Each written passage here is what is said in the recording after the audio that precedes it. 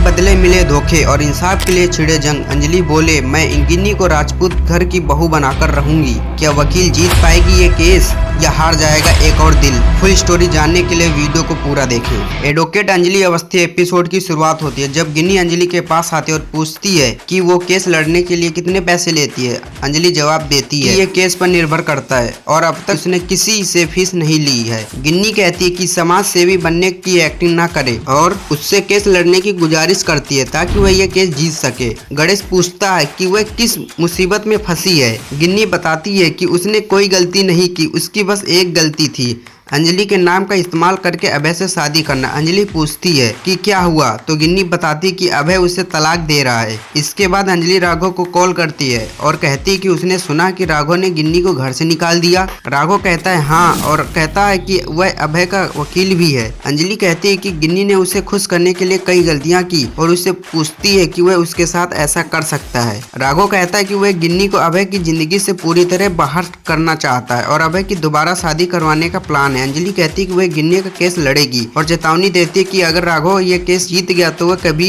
उसके घर का मुंह नहीं देखेगी, और ये भी कहती है कि उसकी बहन अभय से प्यार करती है और वह उसे राजपूत परिवार की बहू बनाकर ही रखेगी। राघव कहता है कि वह गिन्नी को कभी अपने घर में नहीं घुसने देगा। अंजलि जवाब देती है कि पुलिस की मदद से वह गिन्नी को वहाँ भेजेगी, फिर वह कॉल काट देती है। इसके बाद राघव अभय को बुलाता और कहता है कि ईशानी जो तलाक के पेपर लेकर आएगी उन पर साइन कर देना, क्योंकि वह नहीं चाहता कि गिन्नी उनके घर में वापस आए। वह कहता है कि पहले वह अभय और गिन्नी को अलग करेगा, फिर तलाक की प्रक्रिया पूरी करेगी और चला जाता है। अभय उलझन में ईशानी से पूछता है कि ये सब क्या हो रहा है। ईशानी कहती है कि चूंकि वह गिन्नी से प्यार नहीं करता इसलिए अलग होना ही बेहतर है। वहीं गिन्नी अंजलि से कहती है कि वह सच में अभय से प्यार करते और उसके साथ रहना चाहती, तो अंजलि अभय को कॉल करती है और उसे डांटती है कि उसने किसी ऐसे इंसान को घर से निकाल दिया जो उसे सच्चा प्यार करता है। अभय कहता है कि उसने कभी गिन्नी से प्यार नहीं किया और किसी और से प्यार करता है, लेकिन अंजलि उसे बीच में रोक देती है और कहती है कि उस नाम का जिक्र न करे वरना वह उसे पुलिस स्टेशन में सजा दिलवाएगी। अभय कहता है कि उसे लगा था अंजलि एक अच्छी लड़की है, लेकिन वह बदतमीजी कर रही है। अंजलि कहती है कि वह बस सच्चाई बता रही है, उसे धमकी देती है।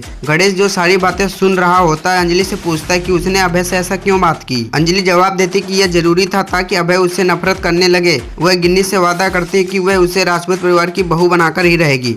गिन्नी अपने घर लौटती है। राघव से पूछती कि वह कहाँ गई थी। गिन्नी कहती है कि वह वकील ढूंढने गई थी। अभय, राघव और ईशानी पूछते हैं कि उसका वकील कौन है। गिन्नी जवाब देती है एडवोकेट अंजलि अवस्थी और चली जाती है। अभय राघव से पूछता है अब क्या करना चाहिए। इसके बाद राघव अंजलि को कॉल करता है और कहता है कि वह गिन्नी का केस ना ले। वह कहता है कि बदले में वह जो चाहे देने को तैयार है, बस गिन्नी को उसके घर से दूर कर। वह कहता है कि वह जो मांगे बता दे। अंजलि कहती है कि उसके घर आकर बात करे। राघव मान जाता है। अंजलि के घर में पद्मा राघव को चाय देती है, लेकिन वह चाय पीने से मना कर देता है और कहता है कि ये सस्ती है। ईशानी कहती है कि ये यहाँ सौदे के लिए आए हैं, चाय के लिए नहीं। अंजलि पूछती है कि अब उसने कानून छोड़कर सौदे करने शुरू कर दिए। राघव चेतावनी देता है कि बात की जड़ पर आए और कहता है कि वह आपसी के तलाक के लिए कुछ भी देने को तैयार है। तो अंजलि कहती है कि उसे राघव की दिल्ली वाली जमीन चाहिए। लास्ट में दिखाया जाता है अमन अंजलि से कहता है कि राघव ने कहा है वह उसे घर वापस ला सकता है। वहीं अभय गिन्नी से कहता है कि वह घर छोड़ दे।